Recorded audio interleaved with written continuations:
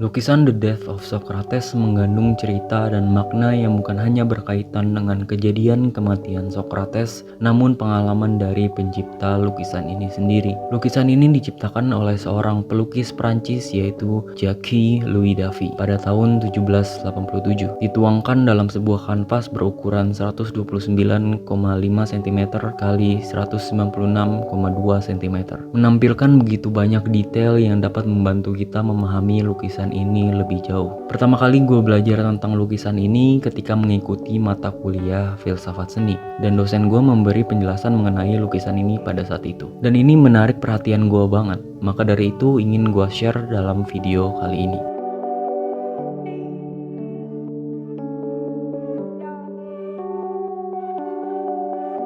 Langsung saja, hal pertama yang mengikat perhatian kita pada saat melihat lukisan ini yaitu kepada sang Socrates, seorang filsuf besar dari Yunani kuno yang ajarannya sangat berpengaruh bahkan hingga saat ini. Beliau adalah guru dari filsuf besar lainnya yaitu Plato. Socrates dinyatakan bersalah oleh pengadilan Athena karena diduga merusak pemikiran anak muda Athena dari ajarannya dan ketiadaan rasa hormat terhadap para dewa Yunani. Maka dari itu ia dijatuhi hukuman mati dengan meminum racun hemlock. Walaupun Socrates bisa saja menghindari hukuman mati ini dengan meninggalkan nilai-nilai yang ia percayai, namun Socrates menggunakan hukumannya sebagai pelajaran terakhir bagi murid-muridnya. Seperti yang judul lukisan ini tulis, lukisan ini berkisah tentang kejadian kematian Socrates. David melukiskan sosok Socrates menjadi subjek tercerah dalam lukisan ini. Socrates disenari oleh cahaya yang mengalir dari atas dengan menggunakan jubah putih. Hanya ada dua subjek yang digambarkan dengan jubah putih,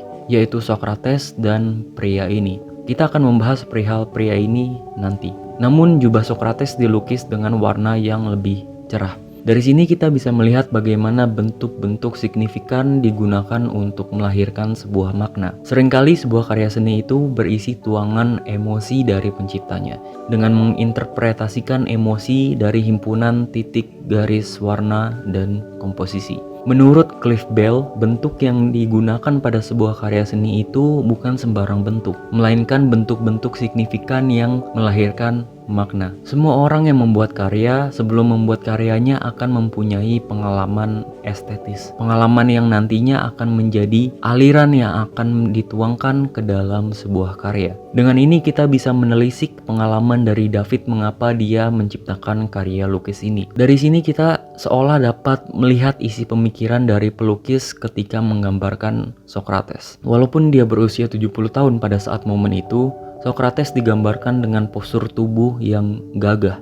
cenderung berotot, dengan ekspresi yang sangat jauh dari rasa takut. Socrates menjadi representasi kekuatan yang terus berpegang teguh dengan nilai-nilai yang dia percayai, meskipun dituduh mengancam status quo masyarakat Athena. Jika kita melihat waktu ketika lukisan ini diciptakan pada tahun 1787, hanya 2 tahun sebelum revolusi Perancis terjadi, yang mana pada saat itu ada gejolak politik di Perancis. Kepercayaan masyarakat terhadap monarki Prancis sedang menurun, dan bagi rakyat untuk bisa melawan ketimpangan yang terjadi pada saat itu dibutuhkan untuk bersatu menjadi sebuah kekuatan yang dapat melawan ketimpangan pada saat itu. Dan David menuangkan emosinya melalui pengalamannya dengan lukisan ini. David melukiskan momen ketika Socrates hendak meminum racun tersebut. Ia dikelilingi oleh laki-laki yang digambarkan sebagai murid-muridnya. Sebagian besar merasa sedih dan meratapi momen yang akan terjadi. Salah satu cara membaca lukisan ini bisa dari kanan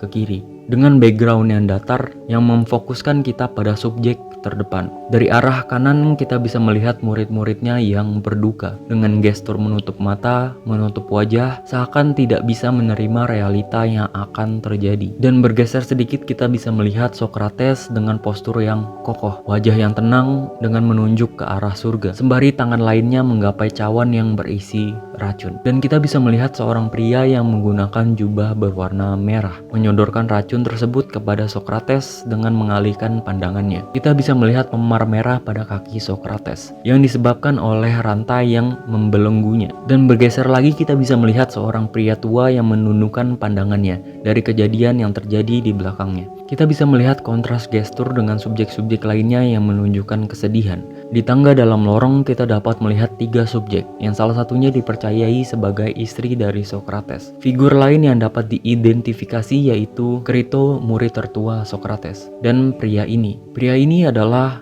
Plato, murid dari Socrates. Seorang filsuf besar yang sampai saat ini masih bisa kita pelajari ajarannya. Bahkan kita bisa mengetahui sosok Socrates dari tulisan-tulisan yang dibuat oleh Plato yang menggambarkan pengaruh ajaran gurunya itu. Tanpa Plato mungkin kita tidak akan mengenal Socrates dengan baik. Namun Plato digambarkan sebagai pria tua berambut putih yang seharusnya pada kejadian ini Plato masih berumur 29 tahun. Dia tidak seharusnya terlihat tua seperti yang digambarkan pada lukisan ini. Dan dia pun tidak hadir sebenarnya dalam pengeksekusian Socrates. Lukisan ini memang tidak dimaksudkan untuk menggambarkan realita secara sungguh-sungguh, namun media bagi pelukis untuk menceritakan sebuah cerita dari pandangannya. Dengan Plato yang menunduk dan memejamkan mata, terlihat membelakangi Socrates dan subjek-subjek lainnya. Ada poin menarik dari channel The Nerd Writer yang membahas soal lukisan ini, yaitu sebagai berikut. Kita juga bisa membaca lukisan ini dari kiri ke kanan. Dengan ini kita dapat melihat dan menginterpretasikan bahwa ini adalah proyeksi dari memori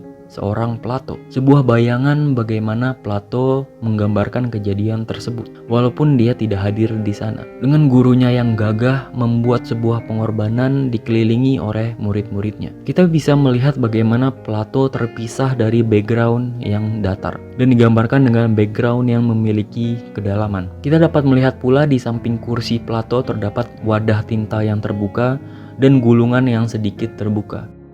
Mungkin ini gambaran Socrates yang berasal dari memori seorang Plato, sebuah komitmen terhadap nilai-nilai dan prinsip yang Socrates percayai, bahkan jika kematian adalah bayarannya. Kematian bukanlah sesuatu yang perlu ditakuti bagi seorang filsuf. Itu adalah salah satu pelajaran yang Socrates ingin sampaikan pada momen itu. Pengorbanan yang Socrates lakukan menunjukkan bahwa dibutuhkan pengorbanan untuk dapat melahirkan sebuah revolusi pikiran.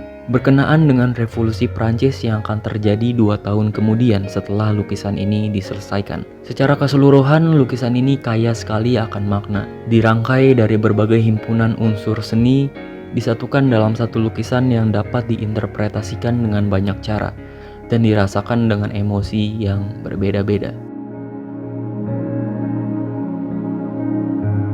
Oke, jadi segitu aja video kali ini tentang lukisan The Death of Socrates.